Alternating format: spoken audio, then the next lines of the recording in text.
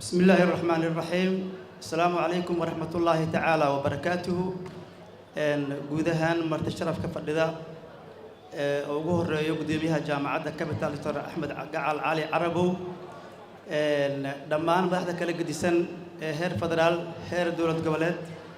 كلها وزير هذا حلوانا هذا لبضع أقل مامل قبل كبنادر وانو جيدو قديميه هيجا مدح ذا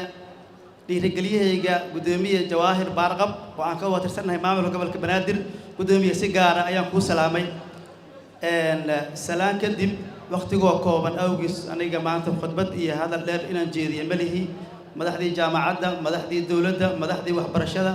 dhammaan waxa fadhida dakaatiro waaweyn kaliya hadafkaygu wuxuu ahaa in aan dhiirigeliyo soo dhaweeyo ardayda maanta qalin badinaysa dafcadda sagaalaad jaamacadda Capital University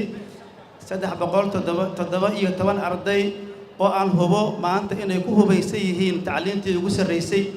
taasoo maanta aad arkayseen marxaatigeeda inta aan aqaano gudoomiyaha jaamacadda iyo dhammaan bahda jaamacadda ba waxaan xasuustaa halku dhugooda iyo booligooda wuxuu ahaa in aan xoogga la saarin tiro ee xoogga la saaro tayo waxa loo yaqaan quality oo aan la fiirin quantity maanta waxaad arkayseen marxaatigeeda innovationska faraha badan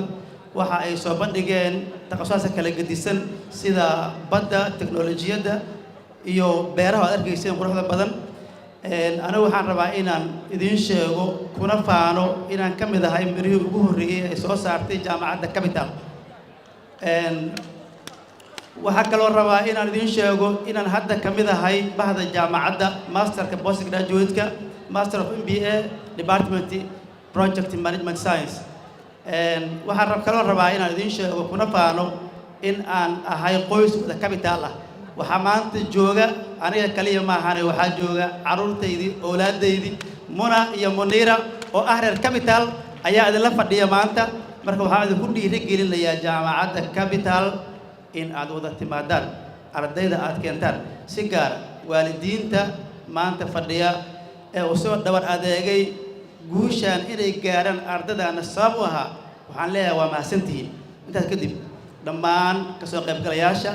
oo ugu horeeyo saaxiibkay ustaadkayga Cabdullaahi Xasan Sheekhaalow rugcadaas xaafadeed salaamu alaykum waraxmatullaahi ta'ala wabarakaatuh